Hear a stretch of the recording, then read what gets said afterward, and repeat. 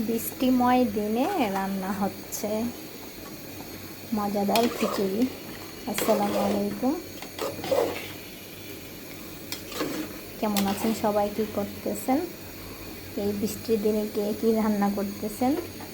আমি তো আজকে রান্না করতেছি আমার পছন্দের একটা খিচুড়ি, যেটা সবজি খিচুড়ি। তো আমি এখানে যা যা সবজি ছিল তা দিয়ে দিয়েছি। মিষ্টি কুমড়া, বরবটি, আলু, টমেটো সব কিছু দিয়ে রান্না করতেছি। আর এইখানে রান্না করতেছি খিচুড়ির সাথে একটু মাংস রান্না করতেছি। মাংসটাতে মাত্র আমি এটাতে কষিয়ে তারপর ঝোল এড করছি, এটা শুকাবে। আর যদি সাথে আপনার একটু ঝাল টক মিষ্টি একটু আমের আচার হয় তাহলে তো আর কোনো কথাই নেই, তাহলে আজকের দিনটা পুরোই জমে যাবে।